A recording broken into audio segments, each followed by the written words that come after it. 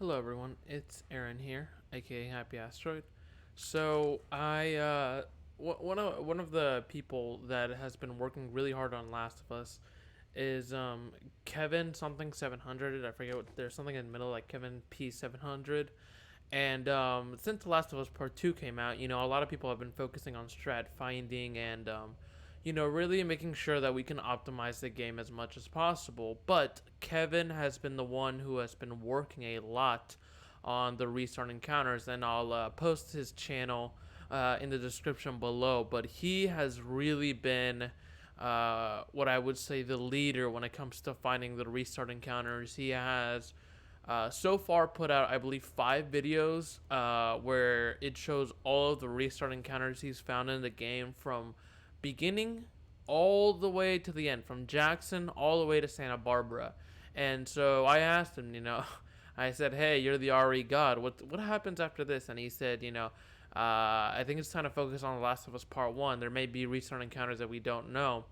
It actually made me think of something. So a while ago, I went through a little phase where I was really happy and really happy in finding restart encounters, and I was really excited, and I still enjoy it, but overall, it's not something that I don't do anymore. But we were finding some restart encounters, me and a person by the name of Will-O-The-Wisp. I'll also link their channel description below. And we found one that was extremely strange, and I think it's worth pointing out. So basically, what happens is, and I'll just let Joel stay here so that, well, 5 minutes ago. So if we just go over here, where's the ladder? there is no checkpoint, right? No restart encounter until, somewhere. watch this. Once Tess gets in this position right here, this position, you are able to restart an encounter. Now, it's not helpful in a run. It puts you here, and it does let you fast jog. The problem with this is that by the time she gets into that position and you restart encounter and you have that half second of loading, you have already wasted 2 seconds. Whereas you could have just, gone and picked up the ladder like a normal person would. And so I thought this would help out Kevin a little bit. And what really makes this section really strange is that this, I believe, is the only part of the game where Joel is dependent on Tess's footing for a restart encounter to appear. And hopefully I have this. Okay, well, I have to start from here, but I'll talk about it. So that restart encounter right there is from what I believe to be the only restart encounter that is ever that ever relies on another character's position. You see, usually when you restart encounters in this game for a speed run, it's usually dependent on Joel and where he is and where his feet are.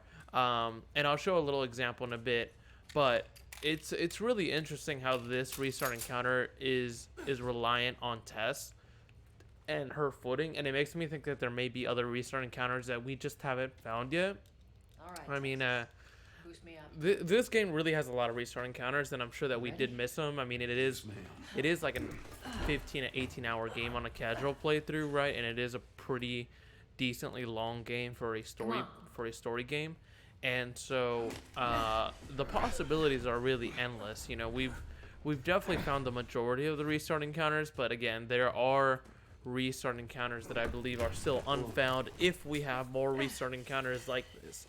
Now, will they be helpful in a run? I don't know, but that is the whole point of publishing this video. It's to inform other people like Kevin of how there may be potential. So let me show it to you again. Be careful. Let's say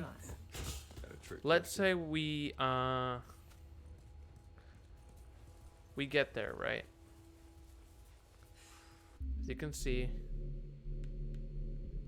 where's the ladder? nothing. It's gotta be around here somewhere. Where? And as soon as Tess, restart encounter, and boom. Now I'll show you why this isn't evident. This isn't based on Joel's placement. I'll show you. So let me just wait for this to load. But basically, almost that entire area that you walk in after Joel falls down the tiny bit of bricks, almost that entire area is a restart encounter checkpoint, or it triggers the next checkpoint when Tess is there. If she isn't there, then there won't be a restart encounter checkpoint as soon as Joel falls off the tiny bit of bricks. And I'll show you. I'll restart encounter and nothing's gonna happen. Got a trick question. So you start jogging, and obviously I'm going a little bit faster than Tess. All right. Where's the So ladder? boom, I'll restart encounter, right? Because this is a general area where the checkpoint will trigger. But as you can see, I get hit with a loading screen, and in about, I don't know, 10 to 15 seconds, maybe less, we'll see that the game will place us where we started just now. And it's really strange. And I'll show you an example that's actually right with the ladder, about how restart encounters are purely dependent on Joel and his footing, right? So I'm gonna wait over here.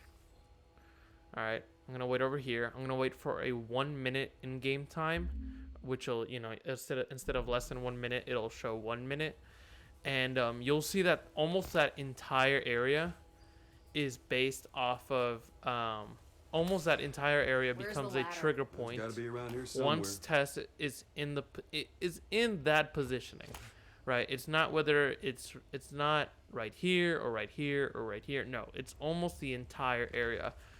There are a few places where it's not, like I've noticed around here there isn't a lot of restart encounter potential in terms of this checkpoint that places Joel over there. Obviously you would want to go over here, but still, this in-game timer is taking a long time. But yeah, it's as soon as Tess gets in that footing, she can't be anywhere else. I'm pretty sure she has to have her feet exactly there in order for this restart encounter to work. Wow, this game is really, really taking a long time. What else? Like I said, this was kind of discovered by me and Willow. So it'll place you right there. You get the fast jog, but you waste 2 seconds. It isn't really viable in a run. So if the game could please just... Alright, well, I'll show you. Okay, 1 minute. There we go. Finally. So we're at 1 minute. As soon as we fall down...